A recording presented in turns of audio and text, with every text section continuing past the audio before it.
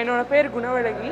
நான் வந்து பேங்கிங் எதுக்காக சூஸ் பண்ணேன்னா, என்னோட ஃபைனல் இயரில் நெட்டு செட் எக்ஸாமுக்கு வந்து கோச்சிங் கொடுக்க வந்தாங்க, ஃப்ரீ கோச்சிங் காலேஜில். ஸோ அப்போது வந்து அது மூலயமா நான் ரீசனிங் ஆப்டி கொஞ்சம் நல்லா போட்டேன் அப்படின்றனால அவங்க எனக்கு சஜஸ்ட் பண்ணாங்க, பேங்கிங்கில் இந்த மாதிரிலாம் ஆப்பர்ச்சுனிட்டிஸ் இருக்குதுன்னு. அப்போது எனக்கு வந்து ஒரு கைடு வந்து எனக்கு அந்த மாதிரி சொன்னதும், சரி ஓகே நான் ஒரு ட்ரை பண்ணி பார்க்கலாம் அப்படின்னு 2020 வந்து ஐபிஎஸ்ல எழுதினேன்.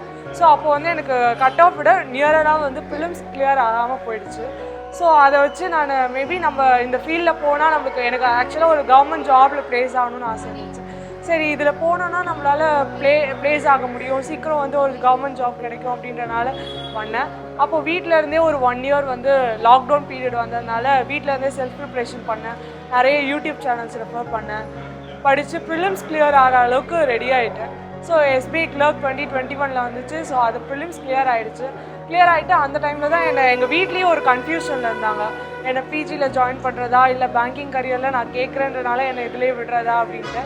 ஸோ அப்போது வந்து நான் பேங்கிங் எஸ்பிஐ கிளர்க் கிளியர் பண்ணோடனே எங்கள் வீட்டில் வந்து சரி இப்போ நீ ஜாயின் பண்ணலாம் அப்படின்னோடனே அப்போ சர்ச் பண்ணும்போது எனக்கு கிடச்ச ஒரு சோர்ஸ் தான் வெராண்டா ரேஸ். அப்புறம் இங்கே வந்து ஃப்ரீ போயிட்டு விசாரிச்சுட்டு ஜாயின் பண்ணிவிட்டு டெய்லி மாக் டெஸ்ட் அட்டன் பண்ணுவேன்.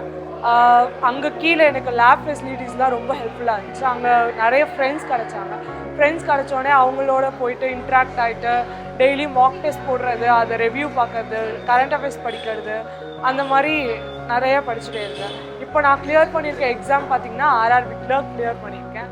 அண்டு ஃபர்ஸ்ட் ரிசல்ட் வந்தோடனே நான் வந்து எங்கள் அம்மாட்ட தான் சொல்லணும்னு நினச்சேன். பிகாஸ் அவங்க தான் நான் பேங்கிங்னு சூஸ் பண்ணும்போது என்னை என்கரேஜ் பண்ணது ஃபஸ்ட்டு எங்கள் அம்மா தான். ஸோ அதுக்கப்புறம் தான் நான் இந்த பேங்கிங் ஃபீல்டுக்குள்ளே என்னால் வர முடிஞ்சிச்சு. ஸோ ஃபஸ்ட்டு அம்மாட்ட சொன்னேன், they feel happy.